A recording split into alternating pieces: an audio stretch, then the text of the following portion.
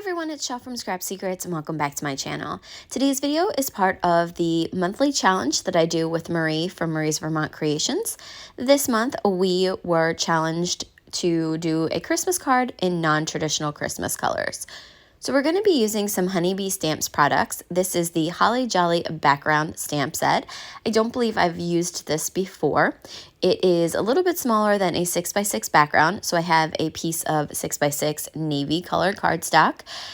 In my stamp wheel, we're going to be prepping the surface with some light kaolin clay, which is basically anti-static powder tool, what's in the inners of it, and I just use a makeup brush. I have it in a little container, coat the whole back of it because we're going to heat emboss this in gold.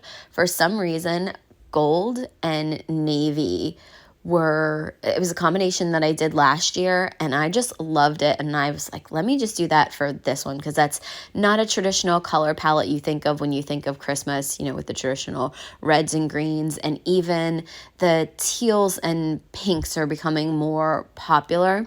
But I thought this looks really, really classy and classic.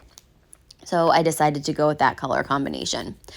I inked up the background stamp several times with Versamark ink. You'll only see me do it once here, but I did have to ink it up a couple of times because it was a new stamp. I tried to prep it the best that I could, but it is very large.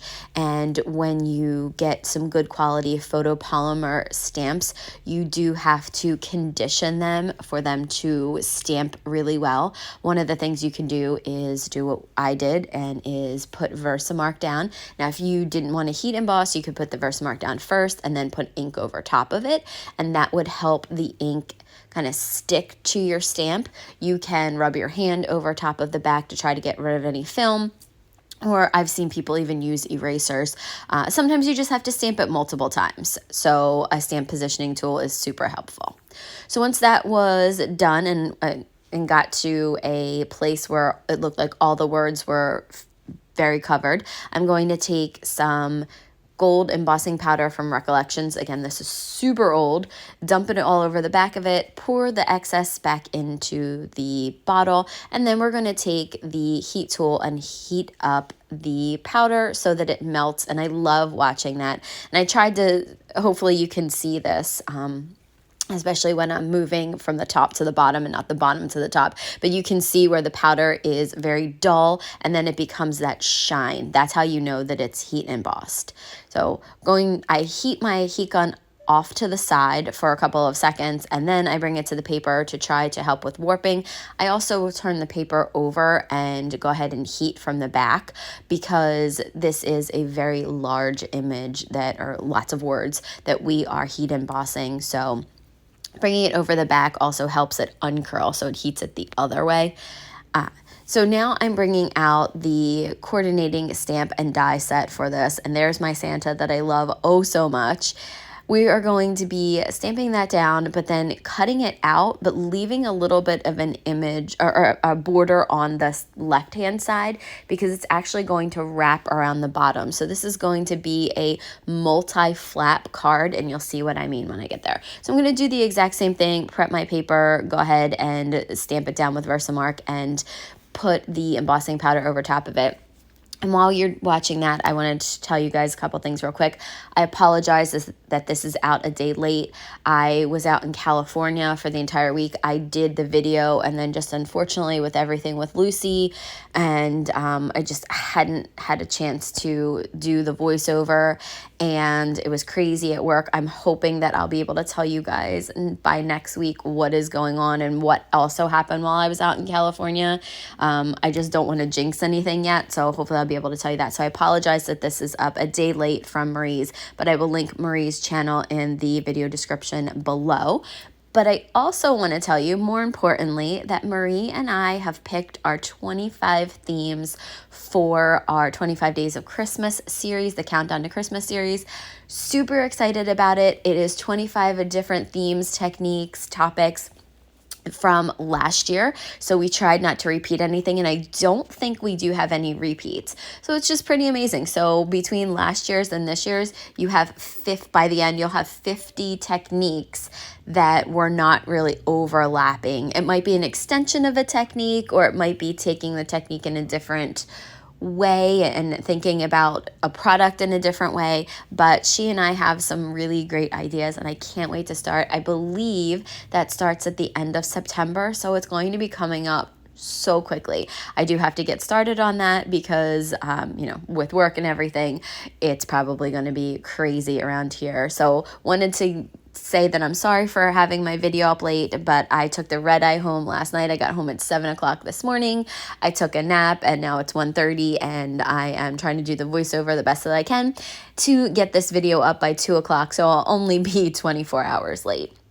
Nothing like that. I could say I was still on California time, but that would only have given me 3 extra hours. Anyway, so I went ahead and took the Santa with the die, and I'm going to place it to the side. I'm going to place it over top of the image, use washi tape to hold it into place, and then what I'm going to do is run it through my machine, but put the plate, I'm going to actually turn it to the side so that the left side of Santa, like this, but I keep going. The left side of Santa is actually at the top of my plate, and then I'm going to slightly pull the plate down so that that edge right there that's at the top is actually off of the plate. It's not underneath the plate, because the only thing that will cut out when you go through your cutting machine is what is underneath that top plate. So if you don't have pressure on it, it's not going to cut out. So you can see that I have that little excess fold there.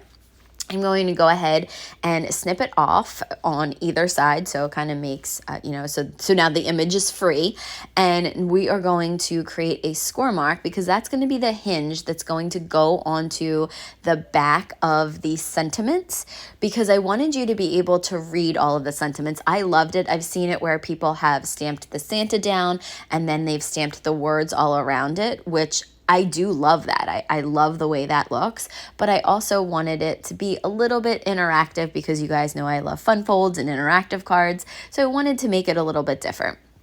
So I'm just going to put some Barely Arts glue on the back of that flap, attach it to the front of the 6x6, and then we're going to get ready to attach it to a 6x6 card base, but then we're also going to do some inking around the edges. I did some black soot distress oxide, and I had done this on the snowflake card that I did last year, which was really, really simple. It was gold heat embossing, and then I put some black soot around the edges to just make it darker around it and give it kind of what we call a halo effect, where the center is lighter than the edges, so it draws your eye in. I just thought, again, it gave it a little bit more interest to the card, because everything was navy and gold, so I thought bringing in a little bit of that black soot would darken up the edges and again bring your eye a little bit more into the middle of it. And you'll also be able to go ahead and, like I said, open the Santa to the left. So the Santa is going to swing to the left, and then the card is going to open to the top. So it's going to open in different ways. So you could definitely stick a message behind Santa, so there's room there. There's plenty of room inside. This is a 6x6 card, so it's just a piece of 12x12 cardstock that I cut in half to 12x6, scored at 12 inches. And that is the card for today. So thank you guys so much for watching. I will leave a link to Marie's video down below. Make sure that you check that out. If you have comments or questions, leave them below, and I'll see you guys real soon for another video. Bye!